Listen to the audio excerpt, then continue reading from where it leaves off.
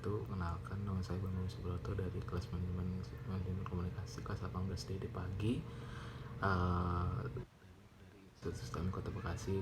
Kali ini saya ingin menjelaskan tentang materi dari riset PR dan analisis media dari pertemuan 4 yang berhubungan dengan survei dan polling. Akan tetapi saya hanya mengambil bagian surveinya.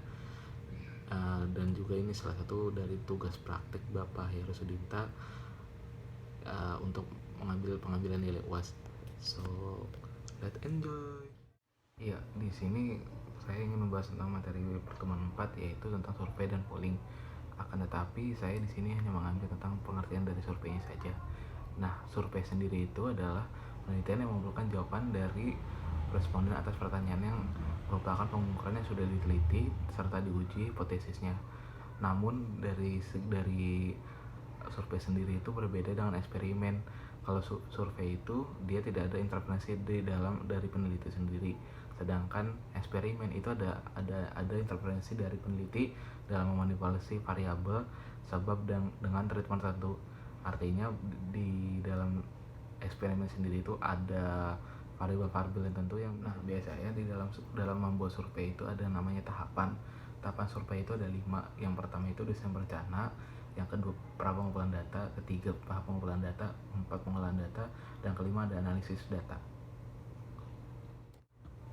Ya, di sini ada tahap tentang pra pengumpulan data, yaitu adalah peneliti sendiri mengembangkan instrumen penelitian atau kuesioner yang membuat pertanyaan untuk mengukur suatu variabel dengan menetapkan kategori-kategori jawaban dan mengorganisasikan bagian-bagian pertanyaan.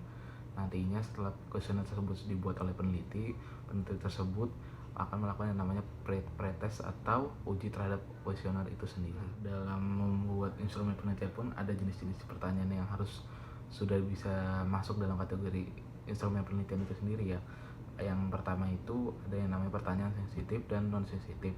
Yang kedua ada pertanyaan tentang pengetahuan, ketiga pertanyaan tentang fakta, keempat tentang opini, dan yang kelima itu ada pertanyaan tentang lanjutan. Dalam membuat survei itu sendiri harus ada hal-hal yang harus kita hindari juga. Hal-hal yang dihindari itu bisa aja dari satu, hindari penggunaan jargon.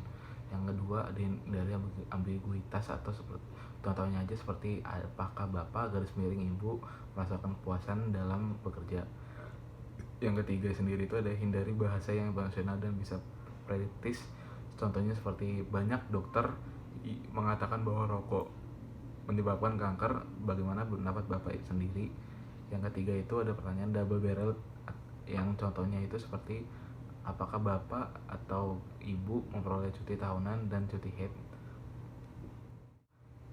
Yang selanjutnya itu adalah hindari pertanyaan leading. Contohnya bisa aja seperti setujukah bapak bahwa polisi itu harus lebih profesional.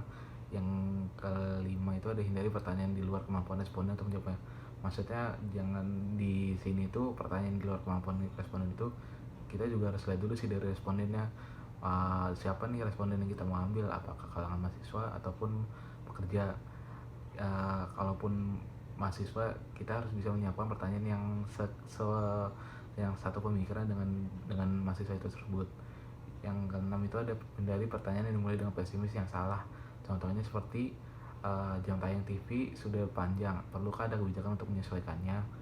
Yang terakhir itu ada hindari juga pertanyaan mengenai masa depan, seperti setuju nggak sih kita BBM tahun 2022 itu akan mengalami penurunan, apakah Anda setuju, seperti itu. Dan yang ketujuh itu ada hindari pertanyaan double negatif, yaitu seperti apakah ibu atau bapak atau ibu tidak setuju jika bapak ibu atau memiliki ibadah. Yang terakhir itu ada hindari pertanyaan dengan kategori tumpang tindih serta kategori yang tidak seimbang. Sekian penyampaian materi dari saya, semoga bermanfaat. Mohon maaf apabila ada kesalahan kata-kata ataupun kata-kata yang terbata-bata maupun yang terlalu cepat. Saya pamit undur. Wassalamualaikum warahmatullahi wabarakatuh.